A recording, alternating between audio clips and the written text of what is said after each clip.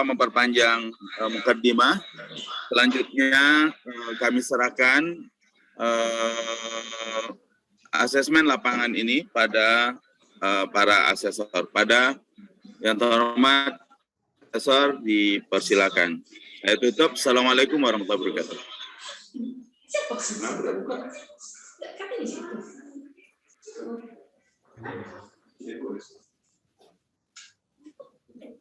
Silakan Bapak asesor, Bapak Ibu asesor. Mohon maaf ini backgroundnya lagi di finalisasi. Jadi belum bisa dipakai yang background kita kemarin. Ini maksudnya Ibu, bagaimana? LPM ya nih? Ya, silakan kepada LPM sebagai asesor. Ya, baik. Bismillahirrahmanirrahim. Assalamualaikum warahmatullahi wabarakatuh. Waalaikumsalam warahmatullahi wabarakatuh. Yang kami hormati Bapak Ibu pimpinan Fakultas Usuluddin dan Studi Agama. Kemudian Bapak Ibu itu adalah sekretaris Prodi Ilmu Hadis yang sudah siap pada hari ini. Baik Bapak Ibu, untuk selanjutnya kita langsung saja melihat kesiapan dari Prodi Ilmu Hadis ini yang ada di Fakultas Studi Agama. Untuk yang pertama, silakan kepada PPS untuk menyampaikan sekilas tentang Prodi Ilmu Hadis. Ada Pak Dekan ya? Pak Dekan ya? Pak Dekan enggak ada, Bu. Pak Dekan ada. Ya, Pak Wakil Dekan. Iya, Pak Wakil Dekan mungkin. Pak Wakil. Tapi nanti kan yang menyampaikan Pak Dekan ya. Ustaz Masyan, diminta Pak Wakil Dekan menyampaikan tentang PPS. Ya, Prof. Baik. Ini Baik, bismillah. Profil PPS ya? Ya, ada. Anunya sampaikan dulu. Baik. Terima kasih pada asesor. Izin kami menyampaikan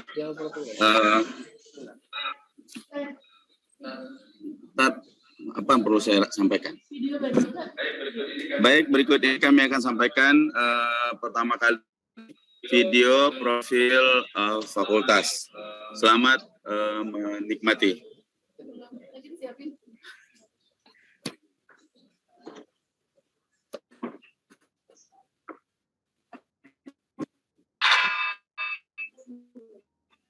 Ya, itu dia apa yang mau saya sampaikan.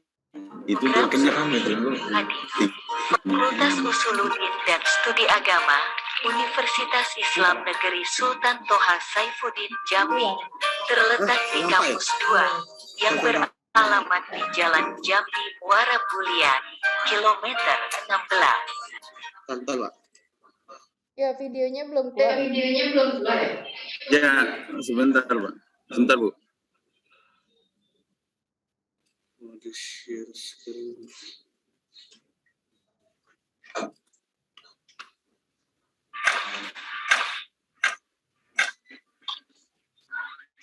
Yang berapa tuh? Ya Allah. Program Studi Ilmu Hadis, Fakultas Usuluddin dan Studi Agama, Universitas Islam Negeri Sultan Toha Saifuddin Jambi, terletak di kampus 2 yang beralamat di Jalan Jambi Muara Bulian, kilometer 16. Visi dan misi Fakultas Usuluddin dan Studi Agama.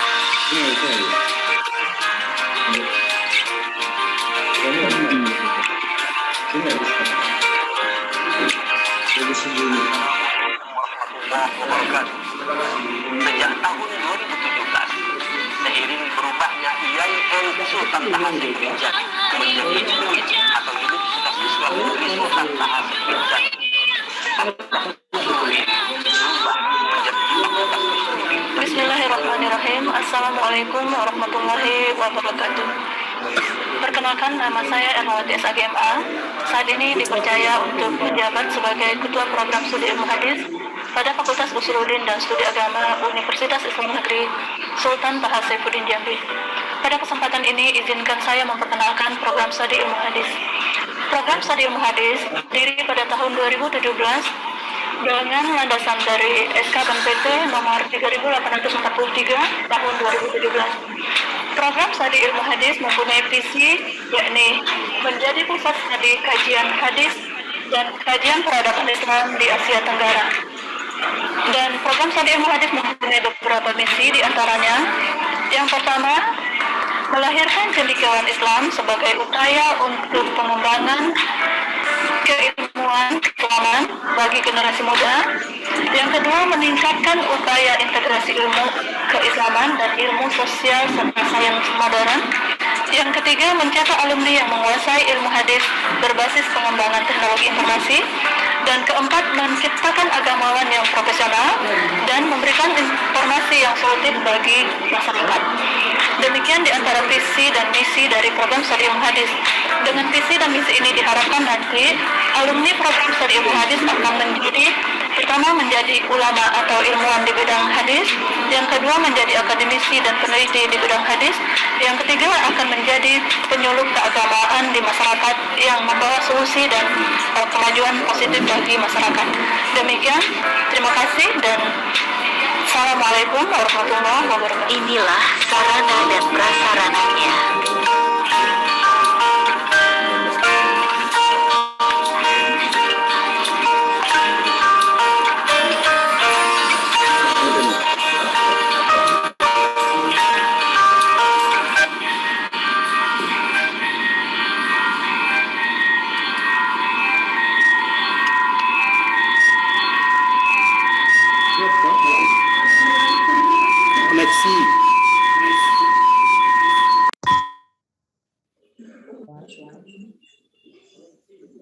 Ya, baik, Bapak Ibu asesor yang kami muliakan, ya lebih kurang seperti itu nanti profil yang akan kita berikan. Catatannya memang bahwa hari ini kita belum settle koneksi dan sebagainya. Kita masih menggunakan Wi-Fi, belum menggunakan LAN. Tapi segera setelah ini kami akan menggunakan LAN. Itu catatannya ya. Tolong di notulen pada hari ini.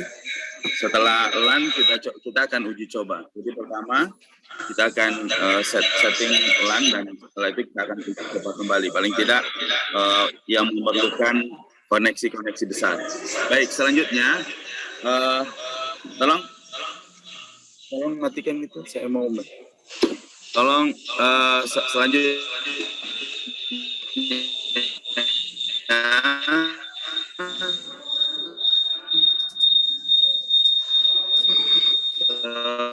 cara garis besar bahwa pada tanggal 9 April 2017 berdasarkan Peraturan Presiden nomor 37 tahun 2017, dan oleh karena itu sampai hari ini memang program studi ilmu hadis masih belum mengeluarkan alumni.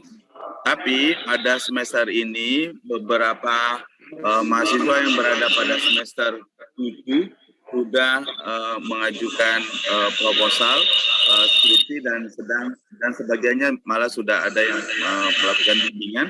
Insya Allah pada semester depan itu sudah ada alumni, dan kami berharap pada hasil akreditasi awal ini cukup memuaskan, sehingga dengan demikian tahun depan kami bisa mengajukan kembali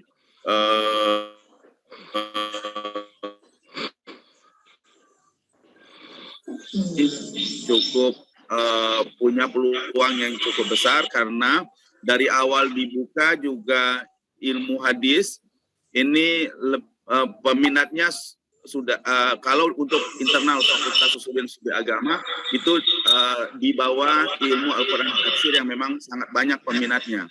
Jadi artinya kalau secara kuantitas itu ilmu hadis adalah kedua terbanyak setelah IAT.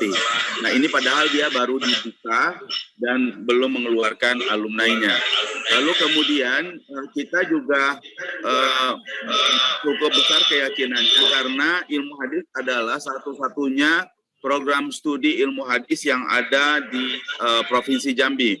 Bahkan di IAIN Kerinci juga belum ada dan mereka baru punya ilmu Al-Quran dan Tafsir.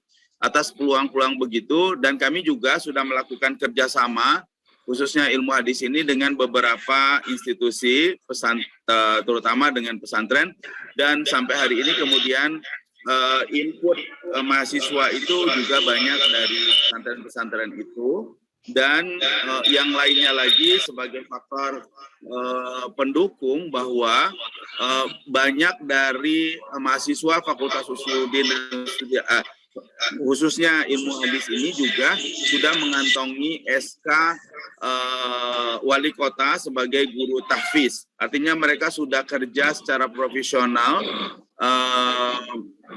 sebelum mereka lulus. Dan itu bisa nanti kita tampilkan beberapa evidennya di dalam asesmen yang akan dilaksanakan. Sementara itu yang bisa kami sampaikan pada Bapak Ibu Asesor kami kembalikan. Assalamualaikum warahmatullahi wabarakatuh. Assalamualaikum warahmatullahi wabarakatuh. Ini kan dari tahun 2017 ya. 2017. Bisa disampaikan bagaimana UPPS menindaklanjuti dari visi misi universitas itu.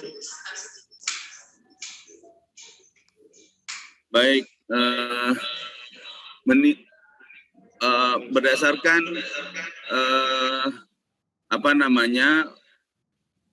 visi universitas pada bagian berjiwa entrepreneurship, maka kami menurunkannya dalam visi fakultas sebagai inisiator perubahan yang berjiwa socio-religiopreneurship. Itu yang kita gunakan untuk tahun 2022. Dari hasil dari turunan visi misi universitas. Kami rumuskanlah visi fakultas itu seperti itu. Menjadi inisiator perubahan yang berjiwa socio-religiopreneurship.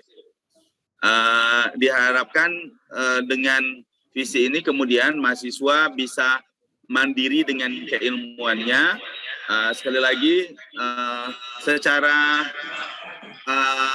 langsung sudah nampak diterapkan oleh mahasiswa dengan seperti yang saya sampaikan tadi, mereka sudah menjalankan entrepreneurship-nya paling tidak menggunakan keahliannya secara optimal dan ternyata kemudian itu plus diakui oleh pemerintah kota, begitu. Dan misinya adalah menyelenggarakan pendidikan tinggi dalam bidang ilmu keislaman yang berkualitas dan inovatif agar peserta didik menjadi berkemampuan akademik dan atau profesional serta mempunyai jiwa Islamic entrepreneurship. Kemudian kedua, membentuk fakultas atau pendidikan yang mengkaji masalah kajian sosial, religius, dan ilmiah. Dan ketiga, kemudian melakukan penelitian dan pengabdian kepada masyarakat di bidang sosial, religius, dan ilmiah bagi masyarakat sosial dengan pendekatan monodisipliner dan semangat Islamic entrepreneurship. Demikian, Asesor. Untuk socio-religiopreneurship ini dari tahun 2020 lah. Apa yang sudah bisa direalisasikan, apa yang sudah dicapai?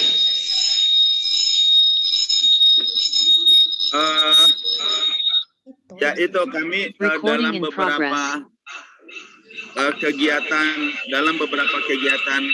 pengabdian kepada masyarakat khususnya kamu kasih clue apa yang sudah dilakukan dan berkenaan dengan sosial religiopreneurship itu kamu kasih clue di sana sehingga saya bisa menjawabnya. Maka di antara beberapa hal yang sudah kami lakukan, misalnya mewajibkan beberapa mata kuliah penciri khas Fakultas Usuluddin dan Studi Agama di semua prodi. Itu turunan dari pusat itu. Kemudian mata kuliah tersebut dimaksud sebagai bekal metodologis yang berbasis pada paradigma sosial religius sehingga lulusan bisa menjadi sarjana yang akademis, sosialis, dan mempunyai spirit kewirausahaan yang tinggi dalam mengabdikan ilmunya demi kemajuan peradaban bangsa. Kemudian membentuk pusat studi dan lembaga kajian serta menerbitkan buku penulisan skripsi yang diterbitkan juga oleh Fakultas Usuluddin dan Studi Agama. Hubungannya. Jadi di samping itu kami dalam beberapa kegiatan PKM pengabdian kepada masyarakat misalnya balik lagi yang sudah kami sampaikan, beberapa mahasiswa kami sudah terjun baik secara sosial maupun profesional dalam beberapa kegiatan yang ada di masyarakat, dan ini tujuannya memang supaya mereka lebih mandiri setelah mereka lulus dengan menggunakan keahlian mereka itu. Itu yang kami dapat jelaskan. Iya, tapi jangan dikasih gambaran. Silakan, Bu. Ya, tapi videonya jangan dikasih video itu baju Pak WD terus. Masih belum kedengaran, Bu. Suaranya masih mute, itu mohon maaf. Ya, kayak itu untuk kewirausahaan di prodi ilmu hadis kan seperti kemarin itu bentuknya tuh kayak mana tuh? Ya, bentuknya begitu. Mereka mereka dengan kemampuan yang diberikan, dengan kemampuan akademik yang diberikan, mereka bisa menghasilkan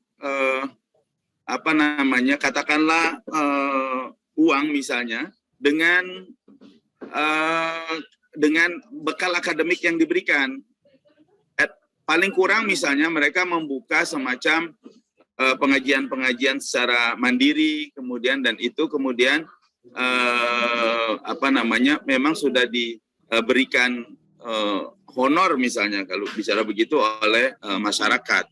Nah, paling tidak itu yang bisa itu sudah terrealisasi ya, dikoordinir oleh kampus. Sudah, Bu, itu tadi ya. Sendiri. Sebagian ada yang dikoordinir oleh kampus, sebagian memang mereka begini. Untuk misalnya pembukaan guru tahfiz misalnya, itu yang secara secara resmi dibuka oleh kota misalnya. Nah, itu kami selalu proaktif untuk menyampaikan jika ada pengumuman seperti itu kepada mahasiswa, lalu kami mengkoordinir mahasiswa untuk mengikuti kegiatan tersebut, dan kami mengkomunikasikannya dengan mahasiswa sehingga mahasiswa memang langsung ada yang mendaftar seperti itu, dan rata-rata memang karena banyak juga background mereka ini adalah para hafizah, sehingga mereka cukup memenuhi syarat untuk itu. Begitu, Bu Asesor. Ya, itu ada anunya ya, bukti dukungnya ya? Ya, ada. Ya, ya baik. Tuh selanjutnya kita persilakan kepada Profesor Jamaluddin MAG, dipersilahkan. Silakan, Prof.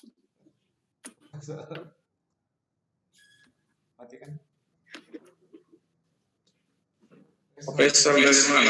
Tanpa pelatihan.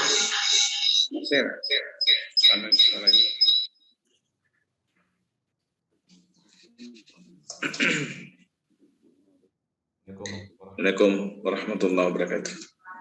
Waalaikumsalam warahmatullahi wabarakatuh.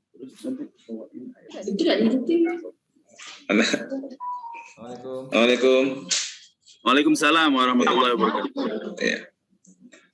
Baik Pak Masyan dan kawan-kawan sekalian, Saya kira tadi Pak Prof. Syukri mau hadir ya. Saya biasanya dampingi beliau aja.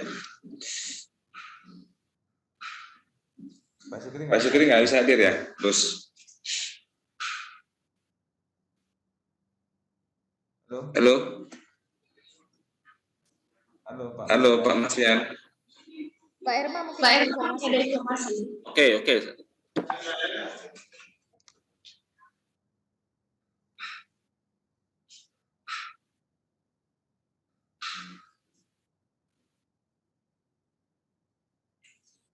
Visi ininya, visi PPS-nya apa Pak? Pak Masyan? Kenapa nggak ya? Kedengeran ya? Bentar Pak Prof, lagi masalah koneksi. La ilaha illallah.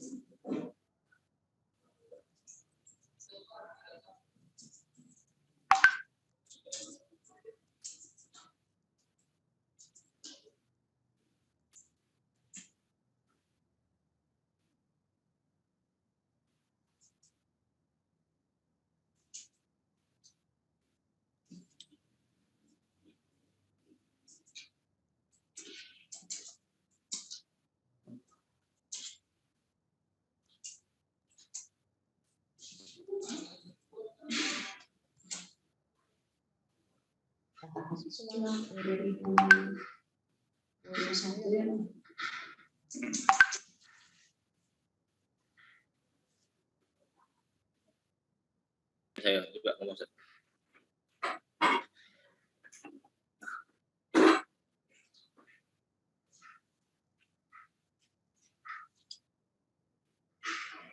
Nenen.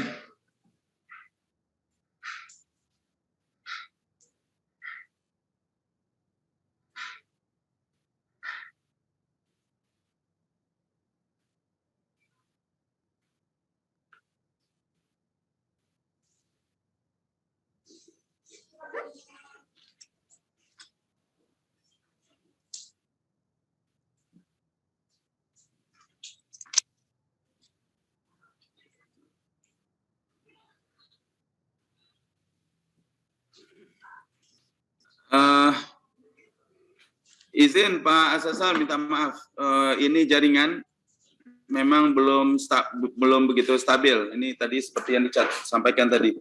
Saya menggunakan kameranya Fusa UIN Jambi ini Pak Asasal ya. Apa bisa didengar? Minta maaf. Bisa. Ya, baik. Mohon maaf kembali. Kira-kira tadi apa pertanyaannya Pak Asasal? Ya, oke, kita ke ini aja, ke berikutnya aja. Untuk mekanisme yang terkait dengan mekanisme keterlibatan pemangku kepentingan di dalam penyusunan visi misi itu, VMTS ya, kita buat ringkasannya VMTS. Seperti apa keterlibatan Pak? Siapa saja yang terlibat dalam menyusun VMTS di PPS? Baik, terima kasih Pak. Jadi kami untuk optimalisasi dan efisiensi, maka kegiatan penyusunan PMTS ini kami lakukan bersamaan dengan kegiatan semiloka kurikulum pada saat itu, yaitu pada tanggal 18 Mei 2017 yang dilaksanakan di Hotel V Jambi dengan stakeholder yang terlibat di dalamnya di samping Sivitas Akademika Fakultas secara internal, lalu yang secara eksternalnya kami mengundang beberapa stakeholder lainnya seperti alumni, kemudian pengguna, dan beberapa ahli pada beberapa tenaga ahli yang kita bisa dapati pada saat itu. Demikian Pak Asesor. Ya, boleh ditunjukkan apa namanya bukti dokumen yang terkait dengan penyusunan visi misi itu, siapa saja yang hadir, kemudian apa saja diskusi atau perdebatan terkait dengan penyusunan visi VMTS-nya. Baik, sebentar kami persiapkan dulu.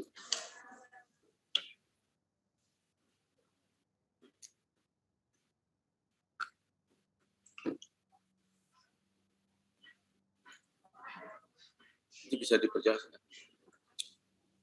Demikian Pak, ini nyusun draftnya.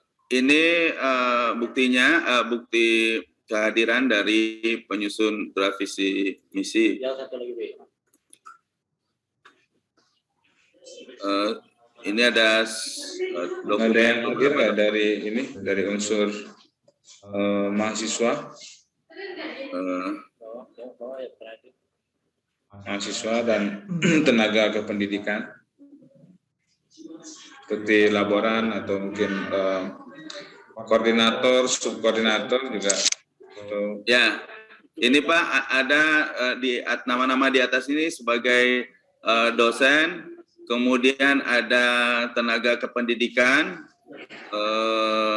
Ibu Fatimah Rahmiati, kemudian Pak Arpa sebagai tenaga kependidikan, kemudian silakan ada.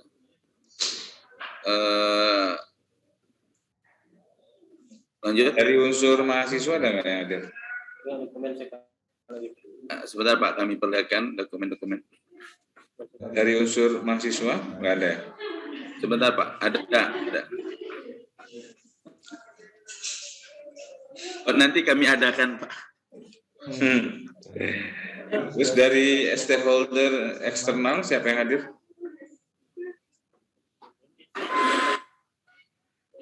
Lulusan seperti alumni, pengguna. Sebentar Pak, ada cuman belum ketemu aja ini.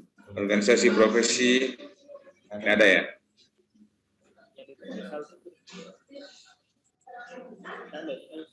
Yang eksternal. Izin Pak Sekjen, ada ini tapi satu lagi peserta kami ini belum datang. Minta maaf itu. Ada, insya Allah. Terus ke notulennya, hasil diskusinya apa saja tadi? Coba lihat notulensinya ada. Visi-misi.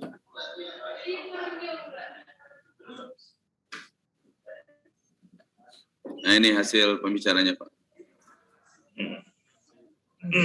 Coba berhenti dulu. Terus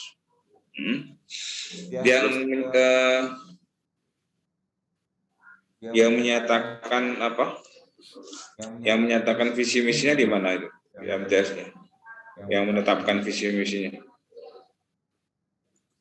Ini Pak, ini nomor 3 tadi. Yang menyatakan bahwa visinya Fakultas Usuluddin dan Studi Agama itu seperti ini di bagian mana? Misalnya ada ketetapan bersama bahwa atau mungkin item-item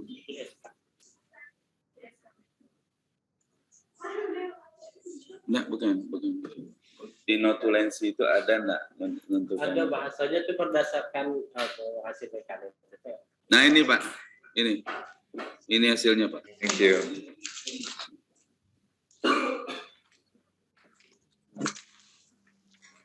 Pimpinan visi Fakultas 2022. Oke, ya. Oke, kita ke berikutnya adalah bisa lihat kan renstra-nya. Renstra. Jadi strategi pencapaian tujuan tadi kan ada di VMTS kan ada tujuan ya. Siap. Nah, strategi pencapaian tujuan itu seperti apa? Mungkin bisa kita cek di renstra-nya. Baik. Rensra.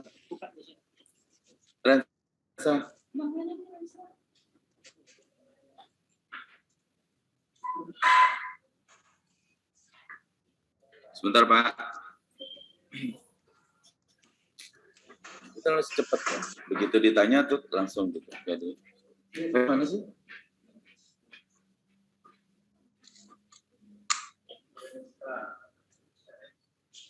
Boleh sambil makan Pak.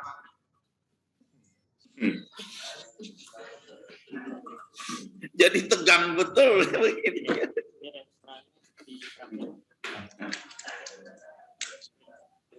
Ya, Rensra tampilkan. Rensranya mana Rensra? Ya, sebentar Pak. Kemarin nggak ada tuh. Ada Pak, masa Rensra nggak ada? Rensra itu dari prodi awal sudah ada Pak. Nah ini Pak. Pak tunjukkan strateginya. Strategi mencapai tujuan.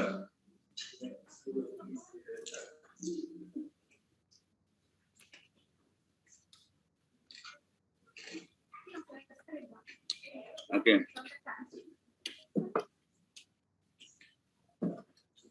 Gedein Pi.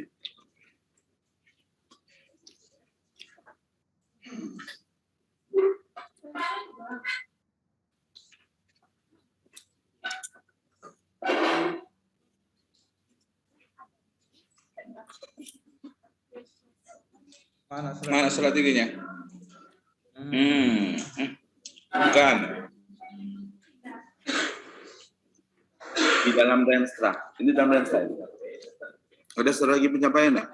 Kemarin itu waktu simulasi pertama itu kita juga minta lampiran Rensra itu apa namanya capaian 5 tahun apa yang dicapai. Biasanya di situ dikejarnya. Itu sudah punya belum? Di Rensra itu ada misalnya visi, ada misi, tujuan, strategi. Yang dari sasaran ya, dari sasaran itu kemudian dipecah menjadi program. Itu ada enggak? Yan, Pak Warek. Ya ya. Sudah yang ini Pak belum? Yang ini Pak. Udah itu. Oke itu. Bukan yang maksud kami itu yang lampirannya, lampiran. Karena di situ bisa kedetek itu. Visi, misi, tujuan, strategi, sasaran dan programnya di bagian akhir biasanya di Rensra itu. Oh, belum ada Pak. Belum ada. Ya. Belum. Oke. Gimana? Itu doang berarti ya. Misalnya berarti nilainya 1. Nah ini nih Pak, sebentar Pak, silakan. Ini ada enggak nih? Bukan sebentar Pak. Ini nih, ini. Yang tadi lah. Itu nanti di Rensra itu ada rancangan 5 tahunan gitu. Misalnya sasarannya apa, programnya apa, dicapai di tahun berapa. Ya. Ini Pak, sebentar Pak. Halaman berapa ini? 57.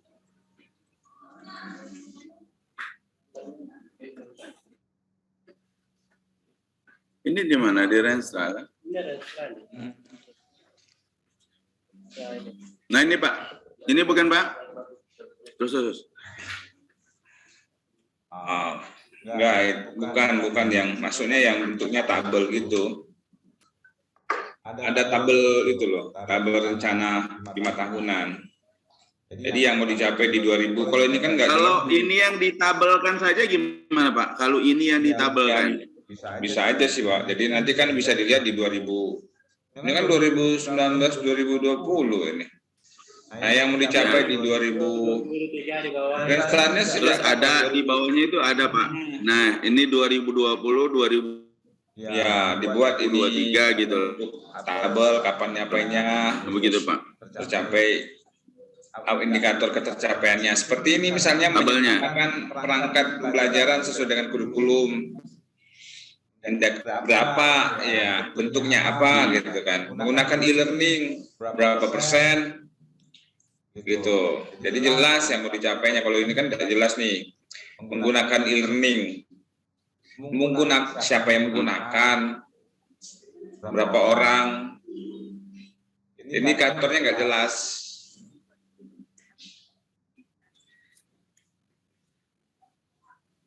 Ini menerbitkan dan mempublikasikan hasil penelitian dosen. dalam bentuk artikel ilmiah yang diterbitkan dalam jurnal nasional terakreditasi. Berapa persen dari dosennya, cinta berapa, itu loh maksudnya Bapak. Ya. Oke, next. Kita ke Tata Pamong. Oke. Coba ditunjukkan struktur organisasinya. Saya mau main ini aja, bukti ya. Struktur organisasi. LID. Struktur organisasi di LID. Ini Tata Pamong. Tata Pamong itu terkait dengan struktur organisasi dan tata kerja.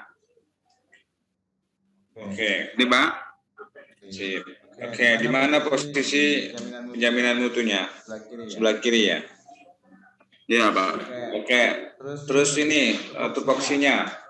Tupoksi dari masing-masing masing-masing pejabat ini. Ada tupoksinya? Panas nih kan.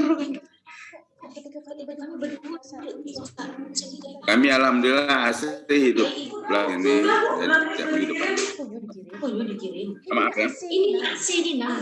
Kalau suasana di sana panas gitu, jangan sampai kami panas juga.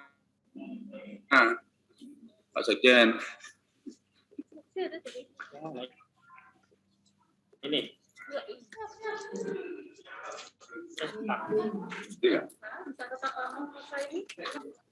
Mana nih? Boksinya? Tunjuk. Ini ya. Nanda.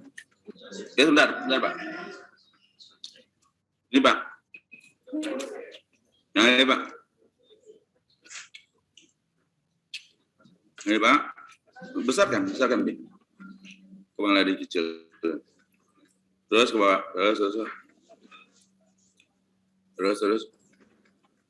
terus ngeliatin tupoksinya aja, sampel tupoksinya itu apa aja. Terus, bukan orang-orangnya itu apa, dekan ngapain gitu. Udah aja. Itu tunjukkan itu yang dipengenkan oleh ini. Terus lanjut. Kerjaannya apa? Nah ini yang dimaksud. Nah ini Pak. Ya udah.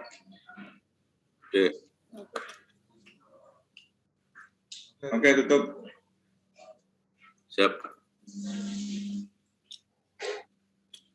Kemudian untuk terkait dengan perwujudan good governance yang terkait dengan pemenuhan 5 aspek itu ya, kredibel, transparan, akuntabel, tanggung jawab dan adil. Coba dibuktikan Bapak beberapa best practice ya yang terkait dengan Tata Pamong yang memenuhi 5 kaidah tadi. Satu persatu, misalnya untuk kredibel apa, transparan apa, akuntabel apa, bertanggung jawab apa, dan adil apa. Silakan Pak.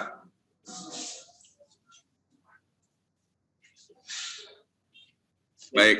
Ini masih UPS ya? Untuk salah satu eviden tentang kredibilitas Tata Pamong yang dilakukan di Fakultas Usuluddin dan Studi Agama, mulai pemilihan dekan sampai kepada wakil dekan, kemudian pimpinan unit termasuk prodi, itu dilakukan secara terbuka, dan kemudian mengajukan dengan mekanisme para kandidat mengajukan diri ke pimpinan dengan pimpinan memberikan pengumuman kepada para kandidat untuk mengajukan diri dan mengajukan diri pada posisi masing-masing. Lalu kemudian kandidat memenuhi persyaratan itu, lalu mengirimkannya ke bagian dan dan kemudian pimpinan melakukan seleksi dan pemilihan dan memang memenuhi persyaratan. Demikian Pak Asesor. Itu apa namanya untuk kredibilitasnya. Kemudian untuk selanjutnya secara pemilihan dekan dan struktur lainnya dilakukan dalam bentuk penawaran dan kepada mereka yang memenuhi persyaratan bersesuaian dengan statuta UNSS Jambi. Kemudian transparansi dalam bidang akademik. Transparansi dalam bidang akademik meliputi transparansi sebelum studi, kemudian sedang studi, dan sesudah studi. Nah, kemudian pemilihan itu kepada para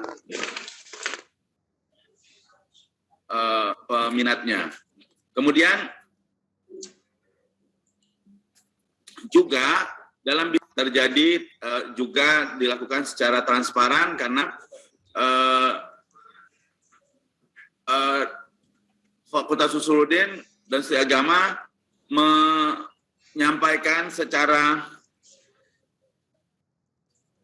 terbuka biaya pendaftaran masuk, biaya kuliah masing-masing program studi, dan juga termasuk transparansi dan Oke, thank you. Rekrutmen wabil khusus untuk ya. Udah tahu cek. Sudah, ya. Kemudian ya, yang terkait dengan komitmen pimpinan UPPS ya, bisa ditunjukkan bagaimana kepemimpinan operasional, kemudian kepemimpinan organisasional dan kepemimpinan publik. Seperti apa para pimpinan di UPPS melakukan itu. Mulai satu-satu, untuk kepemimpinan operasional seperti apa, organisasi seperti apa, dan publik seperti apa. Silakan. Singkat saja. Kepemimpinan operasional itu kita sesuai dengan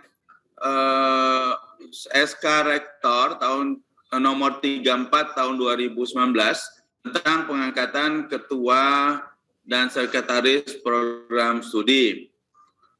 Sejak 2019 kemudian, dan bukti-buktinya itu tentu saja berada pada SK itu Pak Dekan, kemudian Pak Asesor, kemudian kami punya juga bukti formal dan sahih terkait kemampuan melaksanakan kepemimpinan operasional itu, di antaranya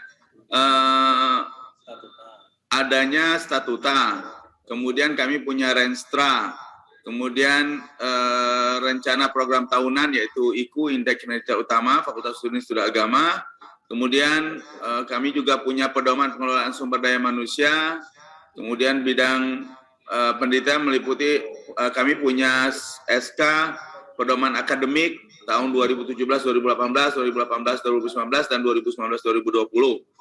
Kemudian penelitian kami juga punya beberapa SK sebagai evidan. Sementara itu kemudian program kepemimpinan organisasi, kepemimpinan organisasional itu kami merujuk pada Ortaker UNSS Jambi tahun 2017. Please, saya lagi membaca, jangan kan lagi ngeliat contekan ini, jangan dipindah-pindahin dulu ya, nanti satu-satu biar saya mengarang indah dulu ini. Nah, itu tahu lajunya Pak Asesor nih, kan ada contekan itu.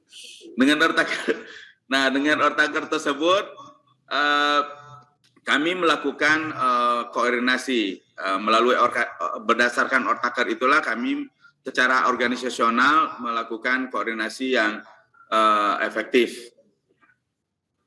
Kemudian untuk kepemimpinan publik, misalnya di antara dosen di fakultas di UPPS menjadi organisasi di luar, misalnya ada Pak Masyan itu yang jadi anggota MUI gitu loh Pak, baik provinsi maupun kota misalnya begitu ya Pak, ada ininya. Ada nanti Pak, kami panggil juga Pak Masyan sebagai itu Pak, dosen BTS Pak. Aduh, gang bener ini jadinya. Terus, cukup Pak, ya oke. Oke. Kita lompat saja ke ini ya, kerjasama. Kerjasama. Baik. Ya, coba diberikan kerjasama yang sudah dilakukan oleh ini ya, UPPS ya ini, bukan Prodi. Diberikan data terkait dengan kerjasama, kemudian manfaatnya. Siap, ini buat program studi tapi ya, untuk Tridharma gitu. Baik, Pak. Ya. Tolong dilihatkan SK atau kegiatan kita, dokumen kegiatan. Kami sudah melakukan beberapa kegiatan pada masyarakat PKM Pak, pengabdian kepada masyarakat, diantaranya nanti kita mulai dari kegiatan kerjasama bidang pendidikan dengan pesantren misalnya Pak, Jawarul Falah Al-Islami. Boleh ditampilkan ininya, tabel LKPS-nya. LKPS-nya.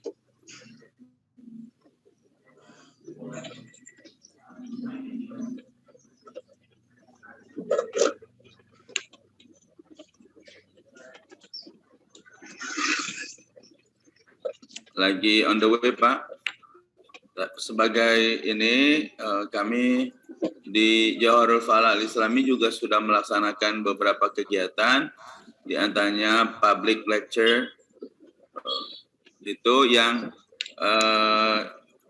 pada prinsipnya yang begini Pak. Universitas Islam Indragiri ini beberapa kalau di LKPS ini ada kerjasama, coba di ini masih nggak nih ASEAN Islamic University Association, ini masih nggak? Itu ya nanti enggak Islamic University itu maksudnya ditanyakan itu. Ini udah berubah ya? Udah dirubah yang di LKPS ya? Oh ya Pak, minta maaf, memang terakhir itu ada beberapa perubahan yang update ya, berdasarkan juga memang hasil evaluasi dari LPM. Kami berusaha sekali lagi untuk melakukan yang seoptimal mungkin yang bisa kami lakukan. Maka kami juga sudah mengirimkan segalanya, LKPS, LED beserta link itu ke dua asesor gitu Pak. Karena memang saya komunikasi, saya kirimkan. Ini yang data terakhir ya?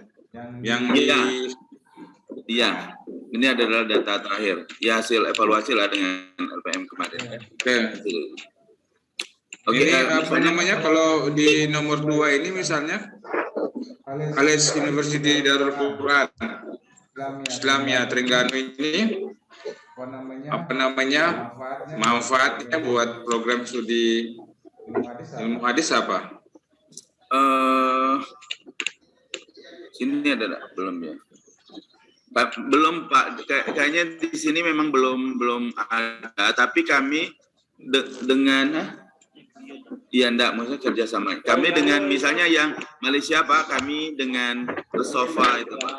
Ya, dengan Asofa, coba lihat, izin, lihatkan link yang Asofa.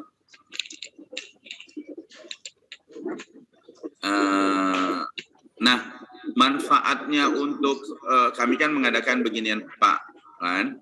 Lalu dengan begini manfaat untuk prodi adalah memang tahun depan sih Pak, mereka baru akan mengirim, karena sebenarnya kemarin mau mengirim mahasiswa, tapi terkendala COVID. maka insya Allah tahun depan mereka akan mengirimkan mahasiswanya. Tapi dengan adanya kegiatan kolaboratif seperti ini dulu, jadi kita discuss, lalu kemudian di sana juga kita bisa melihat ada ada mahasiswa-mahasiswa yang kemudian menjadi calon mahasiswa kita, kita memberikan promosi lah sekaligus di sana. Jadi manfaatnya apa tadi? Itu tadi mereka mengirimkan mahasiswanya ke kita, dan kita bisa punya public lecture, international lecturing. Ini belum ya? Sudah jalan, Pak. Udah di ini kemarin sudah dilaksanakan tahun 2020 Pak. Ya, yang ditanya itu manfaatnya apa buat Tridharma? Manfaatnya. Untuk apa nanti dulu, salah satu manfaatnya itu tadi kita bisa sekaligus mempromosikan lembaga kita, dan itu tadi mereka pimpinannya sudah menyatakan secara lisan Tridharma Pak, coba dikaitkan dengan Tridharma di bidang bidang pendidikan mereka akan mengirimkan mahasiswa mereka untuk belajar di sini. Itu untuk bidang pendidikan. Kemudian kita bisa memberikan public lecture, international public lecture. Mereka bisa mengajar di tempat kita, dan kita juga bisa mengajar ke tempat mereka. Lalu memang ini belum terimplementasi sih Pak. Baru terlaksana webinar ini saja. Dari webinarnya di survei enggak? Mereka puas enggak dengan kerjasama webinar kita ini? Webinar dengan college ini? Oh ya, secara lisan iya Pak, tapi belum disurvei ya? Secara terstruktur ya. Baik. Ini di survei itu, jadi mereka puas terhadap siap. Kerjasama yang kita lakukan ya. Siap. Oke, berikutnya kita ke mana nih? Jumlah kerjasamanya ada berapa? Yang pendidikan ada berapa? Halo? Iya, yang punya intinya kerjasama yang punya. Ya, jumlah kerjasama pendidikan ada berapa? Kerjasama kamu berapa? Kalau internasional ada pendidikan ada 22. Nah, penelitian?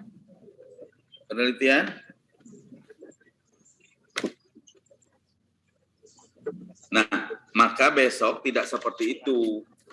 Ketika ada pertanyaan berapa kerjasama yang kamu miliki, 13, udah selesai begitu. Jangan dipisah-pisah lagi. Ya, kalau ada juga saya sampaikan kemarin asesor kemungkinan untuk bertanya ini berapa gitu loh.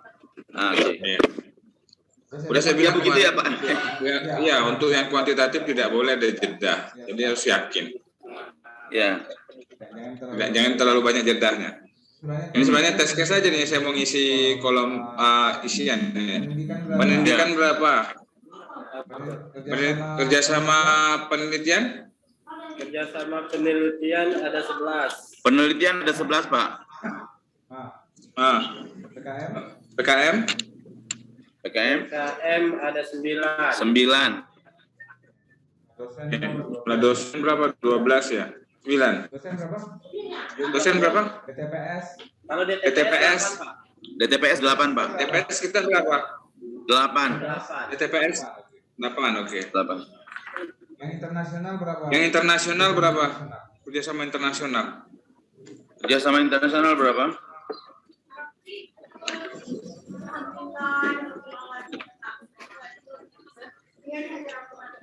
Nah? Internasional. Sebentar Pak, belum. Ini semua Pak ya. Internasional baik itu pendidikan, penelitian dan pengabdian ya. Soalnya kami bagikan kemarin pendidikan, penelitian dan PKM. Ya, sekarang berapa? Yang internasional sendiri berapa? Yang internasional berapa? Kalau internasional pendidikan ada 2. Enggak, dia gabungan ini. Nah, gabungan. Dia Ini gabungan di situ. Ada 16 Pak. Semua. 16. Ya. Nasional. Nasional berapa?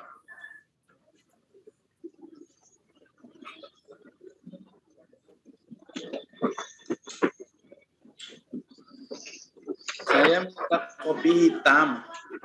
Kopi hitam tanpa gula. Saya juga. Berapa cepat? Aduh. Berapa? Nasional 9. 9. Lokal. Kerjasama lokal ada berapa di Jambi? Wilayah atau lokal berapa? Halo. Ya sebentar. Kemarin tidak dihitung berdasarkan itu Pak. Ya kan ada hitungannya itu Pak. Nggak di LKPS-nya ada nggak? 11 Pak. 11. Jadi tinggal buka Pak ya, gitu. Pasti ada di situ. Oke, 11. Oh, 11 Pak. Oke. Ya itu dipertahankan jawaban itu. Iya. Coba coba kita ke ini pelampauan SNDikT-nya ke Indik IKT ya. Saya coba ini sebenarnya masuk PPS tapi saya coba ke ketua prodinya.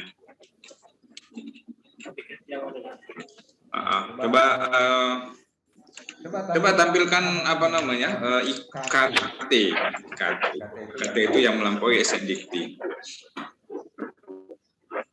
Ya, ini setiap kriteria sebenarnya ada 9 kriteria itu. Kasih contoh coba di IKT yang sudah dirumuskan oleh UPPS, UPPS. Ya. Ada kaitannya dengan prodi. Terima kasih Pak. Kalau untuk IKT Tata Pamo, ini ada IKT-nya Tata Pamo untuk disabilitas. Nggak jelas Pak, suaranya nggak jelas. Halo? Bu Irma aja, Bu Irma. Latihan buat Bu Irma. Suaranya nggak keluar Bu. Halo Pak. Iya, nggak kedengeran. Itu Bu Irma aja, Bu Irma. Kalau untuk Tata Pamong ada IKT tentang Tata Pamong untuk disabilitas. Itu dalam IKT Tata Pamong. Iya. Kemudian yang selanjutnya coba bentar dulu. Yang mau dicapai apa dari difabel itu? Indikator ketercapaiannya apa? Difabel ya, disabilitas ya, mau diapain? Ya, disabilitas Pak. Itu itu apa? Targetnya apa? Jumlah yang dilayani kah, atau jumlah yang mendaftarkah, atau jumlah yang difasilitasi kah, atau jumlah dokumen apa namanya pedomannya kah?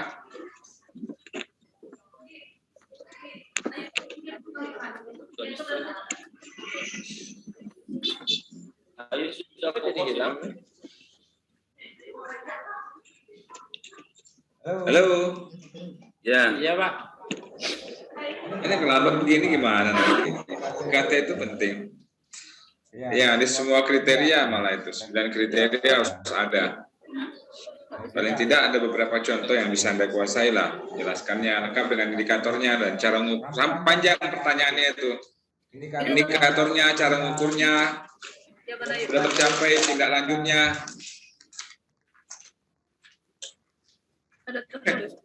Ini nggak berapa nih? Ini Pak, ini webinar. Di sini untuk apa? Ini webinar. Ada pedoman kita, dalam pedoman kita ada pedoman untuk penyandang disabilitas Pak. Ini mau tampil webinar nih. Share screen-nya. Share screen. Nggak bisa yang ini. Untuk khusus ini belum bisa di share screen Pak Jamal, tapi bisa kami sampaikan secara umum bahwa ya lebih jelas lebih menyampaikannya apa yang dicapai. kaitannya dengan prodi adalah kita ingin nanti anak-anak atau para hafiz, para hufaz yang dari cacat mental, cacat netra itu untuk bisa merasa nyaman untuk ikut merasa percaya diri ya untuk bisa ikut kuliah di prodi ilmu hadis. Karena para hufaz ini memang salah satu sasaran IKT-nya apa IKT-nya? IKT-nya? Ya, pernyataan IKT-nya apa? Kita ada pedoman untuk khusus disabilitas gitu, Pak. Ada pedoman kerjasama terkait disabilitas. Jadi pedoman untuk difabel gitu ya? Ya, jadi kita ada pelayanan. Tahun berapa? Berapa? Siapa di tahun berapa? Di tahun 2018 kita sudah punya pedoman ini. Sudah dong berarti itu DKT-nya. Kalau sudah dicapai ya sudah. Ya berarti di penetapan baru lagi. Indeks kinerja tambahan yang mau dicapai itu apa? Kalau yang sudah lah, berarti dinaikkan lagi. Kan sudah punya pedoman, ya sudahlah di 2021 ke depan apa?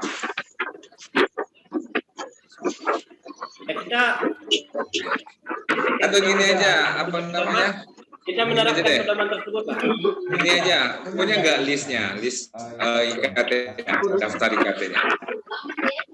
Daftarnya aja deh. Oke lah, aku itu bagian IKT di 2017. Nah, sekarang list IKT-nya. IKT-nya. Ya, sebentar Pak, IKT-nya. Izin saya. Ada list. Ini Pak, di IKT-nya ada di sini Pak.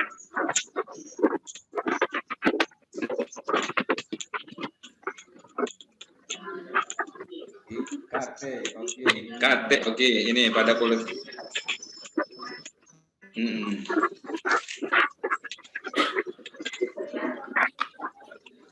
Ini ya. Ya Pak. Iya.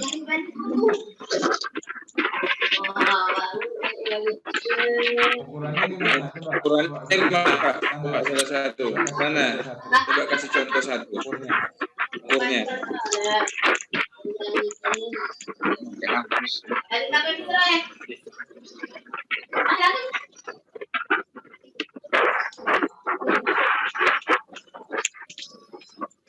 Ya ini Pak. Yang poin Pak mana yang kemampuan TOEFL. Oke, coba ini kemampuan TOEFL dan TOEFL nih yang paling mudah. Coba gimana cara mengukurnya? Mereka mengikuti tes yang dilaksanakan oleh P2B, Pusat Pengembangan Bahasa. Sekarang berubah menjadi UPB, Pak, Unit Pengembangan Itu kan Bahasa. seperti itu, misalnya dibuktikan dengan sertifikat yang dikeluarkan oleh P2B. Ya. Nah, targetnya berapa di situ, Pak? Nilai TOEFL berapa? 450 ya? Nah, berapa orang? Skornya minimal 450 untuk di tes keberapa, Pak? Kenapa, Pak? Di tes keberapa? Tes pertama, kedua, apa setelah ini? Tes terakhir? Tes pertama lah, Pak. Pakai lah. Ada datanya nggak? Atau Itu Pak? Karena Pak, itu bisa ini bisa tampilkan datanya hasil TOEFL-nya. Belum ini karena belum ada. Yang real ini belum ada nih karena masih semester ini. Ya, kita bahas. betul Pak. Tapi coba ada nggak misalnya yang ini, yang real yang sudah dilakukan? Kasih contoh saja satu. Yang real IKT yang sudah dilakukan dan sudah dievaluasi dengan metode yang pas, ya hasilnya dijadikan dasar untuk pengambilan kebijakan. Coba. Yang poin nomor 3 itu Pak. Apa itu? Yang ada di kemampuan keterampilan keagamaan, dan itu melampaui standar nasional, seperti baca tulis Al-Quran, kemudian berbahasa Arab, kemudian mengamalkan ibadah, seni Islam, berdakwah, kemudian Itu sudah ada yang ini, sudah ada yang dicapai. Sudah, Pak. tapi ini sebagai yang disampaikan di pengantar tadi Pak Asesor, di antara mahasiswa ini sudah memegang SK wali kota Pak. Nah itu mereka mempunyai kemampuan baca tulis Al-Quran yang baik, maka oleh karena itu mereka diminta untuk lulus lah. Ya, itu. Oke, cuman maksudnya yang kalau misalnya baca tulis Al-Quran dan bahasa Arab, berapa persen dari mahasiswanya itu yang ditanya apa, yang diminta itu terukur. Oh ya, persentase memang belum ya, ada Pak. Yang disebut dengan baca tulis itu ke mana, apa seperti anak TK, SD, atau seperti apa, itu jelas, harus jelas indikatornya, jelas berapa yang dicapai, itu Bapak. Siapa? Terus ini siapa? apa namanya? Siapa? Apa itu? Ini Pak, yang mohon menambahkan sedikit. Izin menambah Pak. Ya, izin menambah. Jadi untuk baca dan tulis Al-Quran, itu kita lihat tolak ukurnya dari seleksi masuk mahasiswa kemarin, Pak. Jadi kita tahu berapa persentase. Sebenarnya mungkin sekitar 20% mahasiswa ilmu hadis perlu pelajaran khusus tentang Al-Quran, sehingga kita tindak lanjutnya kita lakukan di klinik Al-Quran. Jadi Usuluddin punya klinik Al-Quran yang bisa menampung anak-anak yang baca tulis Al-Quran yang membutuhkan bimbingan. Iya. Jadi kalau IKT itu sebenarnya kan tambahan dari SNDT. Kalau di SNDT kan tidak ada lulusan itu disebutkan bisa baca tulis Al-Quran. Nah, dasarnya itu memang kan penetapannya adalah kalau untuk level IAT, ILHA, hadis ya. Ilmu hadis itu kan ya tentunya penguasaan baca tulis Al-Qurannya ada standarnya. Standarnya itu ditetapkan dulu, ya, standar bacaannya, kemudian berapa persen dari calon alumni itu yang menguasai standar itu. Mohon izin berikutnya gitu loh. Mohon izin bertanya boleh Pak Cesar? Ya, oke. Mungkin di IKT tadi kita lihat poin 5. Poin 5 itu adalah apa tadi kan? Fees. Loh, ya, membuktikan apa? Mereka mempunyai kemampuan untuk tahfiz gitu ya. Nah, untuk di prodi ilmu hadis, mereka bukan hanya menguasai juz amma, tapi rata-rata sudah menguasai 5 juz ke atas. Pembuktiannya adalah bahwa mereka ada listnya nama-nama ini sudah mengajar tahfizul Quran di beberapa. Tapi kan belum ada lulusan Ibu ya. Iya, nah, jangankan mereka lulusan, mereka belum lulus aja udah ini, itu bisa di ini enggak? Nggak begitu kalau Nggak begitu kalau logikanya IKT Bu. Kalau dibilang lulusan berarti diukur setelah dia tamat. Oh begitu. Iya. Kalau tadi pembuktian yang nomor 3 bisa kita sampaikan itu enggak? Pembuktiannya bahwa nih mahasiswa. Ya, misalnya baca tulis Al-Quran. Makanya kalau di ILHA itu kan ada standar baca tulis Al-Qurannya seperti apa. Misalnya penguasaan. Oke lah, misalnya kayak bahasa Arab. Bahasa Arabnya di ILHA itu misalnya ditetapkan semua mahasiswa di ILHA di semester 5 ya harus menguasai bahasa Arab dengan apa namanya kemampuan standar TOEFL misalnya kan dengan skor sekian gitu. Nah, itu baru pertanyaan pertama. Pertanyaan berikutnya bagaimana itu dievaluasi, diukur. Jadi nanti pembuktiannya kalau nomor 3 bisa ini tadi Pak, bisa nggak? Apa? Kalau pembuktian nomor 3 mereka sebagai pemenang MTQ. Pembuktiannya pertama adalah berapa banyak mahasiswa ILHA itu yang bisa baca tulis Al-Quran dengan standar tertentu. Nggak bisa pakai standar umum. Sebagai juara MTQ gitu? Ya tergantung standar yang apa, juara apa ya? Juara MTQ, tilawah, tahfiz. Ya, kan tergantung standar yang Ibu sebutkan. Misalnya kemampuan baca tulis Al-Quran yang dibuktikan dengan misalnya pernah diantaranya satu pernah menjuarai MTQ tingkat kelurahan ya, misalnya seperti itu. Yang penting indikatornya jelas. Yang kedua, yang mau digitukan ada berapa orang dari mahasiswa 100%, 90%. Nah itu yang penting. Apa hanya 50%, gitu. Tapi gini Pak, izin.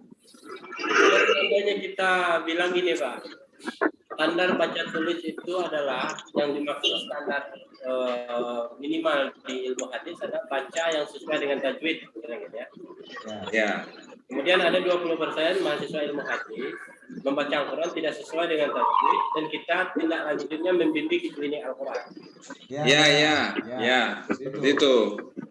Jadi standar awalnya kita bilang standar itu dari standar masuk UID. Jadi seleksi masuk, kita lihat hasil seleksi masuk dari rektor. Kalau seleksi masuk ya lulus semua dong berarti. 100%. Ada yang perlu dibimbingan gitu. Dengan catatan. Nah, kalau berdasarkan kalau masuk galau berarti sudah selesai itu. Itu standar awalnya itu.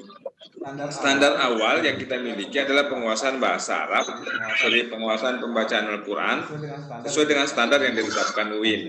Dalam seleksi masuk itu modal dasar. Modal dasarnya itu. Itu enggak perlu ditargetkan kalau itu. Tapi yang melampaui standar yang sudah kita tetapkan, karena itu kan barangnya sudah kita terima, mahasiswanya sudah kita terima dengan kemampuan bahasa Arab, standar tes penerimaan ke UIN. Nah yang jadi masalah nanti itu IKT setelah itu, apa yang menjadi tambahan dari prodi itu. Ya, terima kasih Pak. Kira-kira gitu untuk poin ini nanti siapkan saja beberapa contoh Anda sudah menerapkan indeks kinerja tambahan. Ya itu sebenarnya masih banyak pertanyaan berikutnya. Pertama dia kan juga harus diukur dengan metode yang tepat ya. Kemudian dimonitoring, dimonitor ketercapaiannya ya. Pertama misalnya, yang kedua juga dia harus misalnya ada misalnya kita tetapkan 100% misalnya mereka di semester 5 bisa baca tulis Al-Quran dengan standar tertentu. Tapi misalnya setelah dievaluasi ya ternyata tidak sampai 100%, hanya 95%. Nah itu juga harus dicari identifikasi akar masalahnya di mana. Ya. Kemudian juga kalau misalnya dia berhasil 100%, kenapa berhasil? Kalau dia gagal, kenapa gagal gitu? Apa faktor penghambat ya untuk mencapai satu standar tertentu? Oke? Dan tentunya setelah itu kan tidak berhenti sampai di situ, harus ada tindak lanjut. Apa yang kita rencanakan untuk tindak lanjut? Baik, kita lompat ke izin Pak. Ya. Ini hadir Ustadz Ahmadi sebagai stakeholder mitra kita. Mungkin beliau tidak bisa lama, nanti bisa langsung wawancara beliau. Siapa? Nur Ahmadi di Jauharul Falah. Sebagai stakeholder ya? Ya. Apa? Sebagai mitra kerjasama. Oh, mitra ya. Oke. Baik. Pak siapa tadi Pak Jo? Pak Ahmadi. Ahmadi. Pak Nur Ahmadi ya. Pak Nur Ahmadi. Pak Nur, izin ini kita sedang simulasi sih sebenarnya. Ya, izin konfirmasi beberapa hal ya Pak Nur terkait dengan kerjasama antara Fakultas Usuluddin dan Studi Agama dengan MTS Jauharul Falah ya. Izin Pak Nur, silakan mungkin bisa memberikan keterangan terkait dengan kerjasama dalam bentuk apa saja dengan Fakultas Usuluddin dan Studi Agama ini. Silakan Pak Jauhar, Pak Jauhar, Pak Nur, silakan Pak Nur Ahmadi.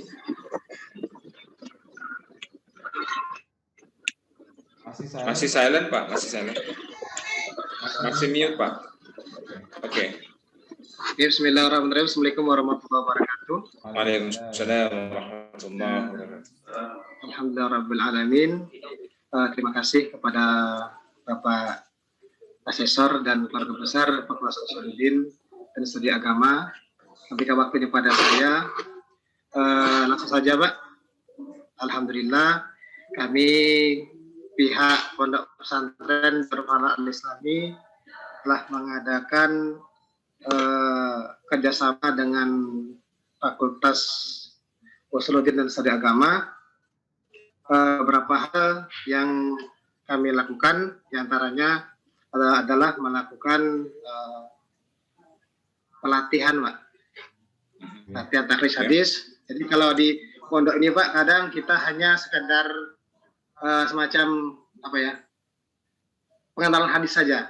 Contoh apa itu hadis masyhur, terus mungkin hadis doif, sahih dan sebagainya. Tapi kadang juga kita ingin meneliti hadis tersebut, tapi kami kekurangan artinya sumber daya untuk di bidang itu. Maka dari itu kami bersama dengan Fakultas Usuluddin dan Studi Agama untuk melaksanakan latihan takrij hadis. Nah, kemudian juga kami juga mengadakan kerjasama itu di bidang hadis juga, Pak. Jadi ada kami pembinaan, Pak, pembinaan anak-anak kami yang akan mengikuti contohnya MTQ, Pak. Ya, karena kami juga di Tahfiz Quran wa Dirasah Islamiyah, tapi kami baru beberapa tahun akhir ini, Pak, ini mengikuti lomba hafalan hadis, Pak. Nah, kebetulan juga dikarenakan dari Fakultas Usuluddin ini juga ada yang sebagai dewan hakimnya lah gitu, Pak, ya. Jadi kami pengen mengetahui bagaimana strategi dari mengikuti lomba hafalan hadis tersebut, Pak. Itu, Pak. Terima kasih, Pak. Assalamualaikum warahmatullahi wabarakatuh. Oke, izin Pak Nur ya. Ini sebenarnya ada dokumen MOU-nya nggak dengan apa namanya? Ada, Pak, ada. Karena kalau mendengar penjelasan Pak Nur tadi sepertinya ini kan ada kecenderungan ini seperti seolah-olah PKM ya, pengabdian kepada masyarakat ya. Kalau yang di MOU itu apa yang MTS Jauhar akan berikan ke apa? Kebetulan kerjasamanya ada di, saya tidak pegang, Pak, ada di ini di pimpinan pondok, Pak. Yang misalnya Pak Nur sebagai kepala MTS yang pernah, apa yang Pak Nur misalnya berikan ya ke FUSA ya, atau diberikan oleh lembaga MTS Jauhar Falah untuk FUSA dalam konteks kerjasama tadi, Pak. Maksudnya, Pak? Ya, bentuk-bentuk misalnya program kah atau pendampingan kah atau misalnya apa yang diberikan oleh MTS Jauhar Falah ya di dalam MOU itu, dalam MOU. Pendampingan keilmuan, Pak, keilmuan hadis, Pak. Ke mana? Izin Pak Jamal. Supaya meluruskan lagi nih, mungkin bukan mengingatkan lagi. Nah, di antara kerjasamanya itu misalnya kan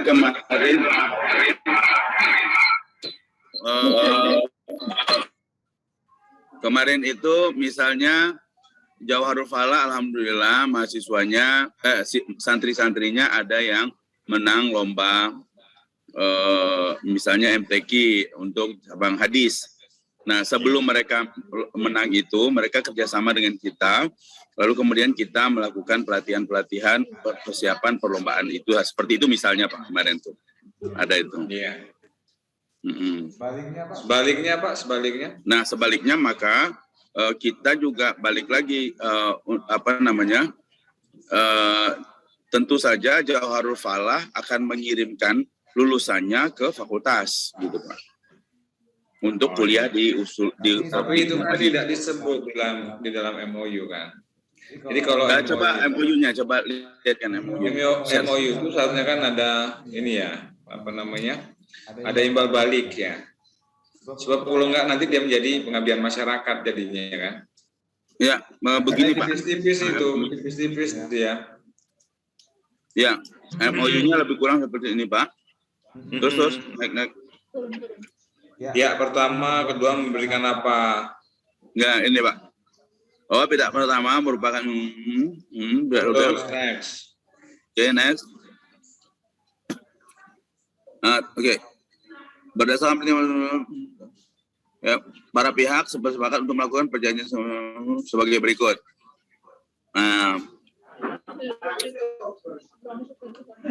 Tujuan kerjasama begitu, ruang lingkup kerjasama. Nah ini Pak, melaksanakan berbagai program yang berkenaan dengan pelaksanaan Tridharma perguruan tinggi dengan memanfaatkan sumber daya, resource sharing dan fasilitas yang ada di kedua belah pihak. Kedua belah pihak, penelitian individual maupun kolektif dalam bidang sosial keagamaan. Ya, melibatkan juga tidak hanya dosen, tapi juga mahasiswa. Oke, sip. Dan PPL. Saya ingin melanjutkan pertanyaan berikutnya karena waktu ini mepet ya. Ya, silakan Pak. Sebagai mitra Pak Nur, apakah Pak Nur pernah misalnya di disurvei? Apakah pernah ada survei dari pihak UIN terkait dengan apakah MTS Jawaharul Fala itu, bagaimana respon MTS Jawaharul Fala itu terhadap kerjasama yang dilakukan dengan Fakultas Usuluddin? Ada pernah ini enggak survei enggak? Ya Pak, alhamdulillah beberapa kali pihak kampus datang ke pondok kita Pak ya. Ini kita kerjasamanya dengan pondok Pak, bukan MTS Pak. Saya jadi mewakili saja Pak. Nah, jadi ada kerjasama pihak pondok, pihak kampus, pusat, Usuluddin itu sangat aktif dengan kita karena juga beberapa santri kita masuk ke Fakultas Usuluddin Pak. Enggak, maksud saya pernah nggak disurvei terkait dengan misalnya apakah pernah nerima survei nggak dari UIN terkait dengan kepuasan Bapak sebagai salah seorang mitra atau pelanggan terhadap UIN? Iya Pak. Enggak ya? Oh ya. Ada Pak. Ada. Apa di situ pertanyaannya Pak? Pertanyaan di surveinya itu apa Pak? Pertanyaan dalam survei itu apa Pak? Kepuasan Pak, kepuasan kepuasan kerjasama antar Usuluddin dengan saya pondok Pak. Ini masih yang tadi nih. Oke Pak Nur, saya kira itu dulu ya karena kita banyak ini karena ini masih simulasi ya. Yang realnya nanti hari tanggal 29. Thank you Pak. Ini tadi. Oke, terima kasih Pak Nur. Oke, yang lain yang hadir di sini yang apa? Mahasiswa ada ya? Ada lagi enggak? Mahasiswa Pak. Mahasiswa hadir offline Pak, ada di sini. Oke, ya. Silakan ke depan. Diajukan untuk mahasiswa boleh masuk sini. Zoom ini. Ya, mahasiswanya coba. Suara saya kedengaran enggak? Ini silakan mahasiswa pakai sini. Berdekatan. Ya. Apa itu?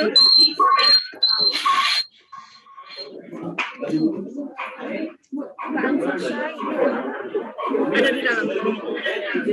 Apa nih? Biar ini.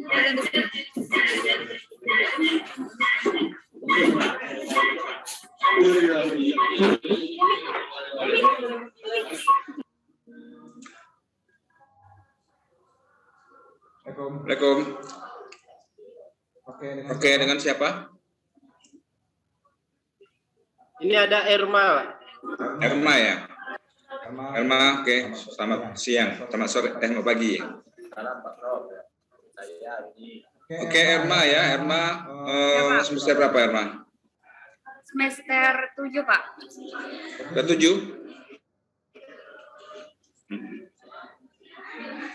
Tahu nggak visinya Ilha apa visinya? Ilha nggak punya visi, yang ada tuh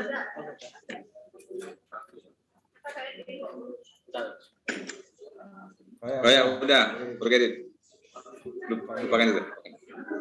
Saya ke ini, apa namanya, layanan. Di selama dari semester 1 sampai semester nih, selama masa COVID ini Irma Pak Irma nih? Irma, Pak. Irma, selama masa COVID, yuk punya bakat di bidang apa Irma? Kalau dalam kuliahan atau gimana, Pak? Atau Bakat aja, bakat, anything.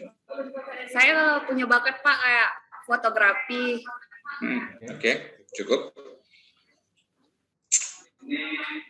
Bakat itu pernah ini enggak? Kamu pernah untuk pengembangan bakat Irma itu bidang fotografi seperti apa UPPS atau misalnya fakultas atau prodi memfasilitasi Irma untuk mengembangkan bakat itu? Untuk sekarang, Pak, belum ada, tapi mungkin saya kan juga belum kayak ngomong gitu kalau saya punya bakat itu. Jadi saya tuh kayak memfasilitasi diri sendiri dulu, Pak. Nanti kalau udah emang bagus, baru saya ngomong ke fakultas gitu, Pak. Gitu. Jadi fakultas nggak nyiapkan ini ya, apa namanya, fasilitas atau orang untuk melatih Irma di bidang pengembangan bakat gitu ya? Belum ya? Jawab next time ya. Jawab dulu. Jadi nggak gitu jawabannya Irma. Kan di kita punya Sinema Suta. Nah, saya tergabung di Sinema Suta, Pak.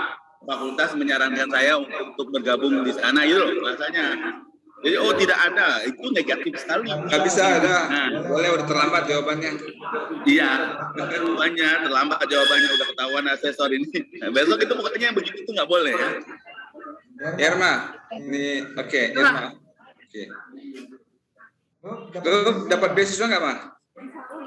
Apa, Pak? Ada dapat beasiswa nggak? Enggak, Pak. Oh, nggak dapat. Pernah lihat nggak pengumuman tentang beasiswa di fakultas? Apa, Pak? Pernah lihat pengumuman beasiswa nggak? Pernah, Pak. Di mana? Di mana? Di mana? Tapi Pak, saya pernah diutus pergi ke Banten, Pak, waktu itu. Bentar, Bapak nanya tentang beasiswa. Beasiswa. Di UIN ada berapa beasiswa, Irma? Kalau itu saya kurang tahu, Pak. Kurang tahu. Oh, jangan diumumkan kali.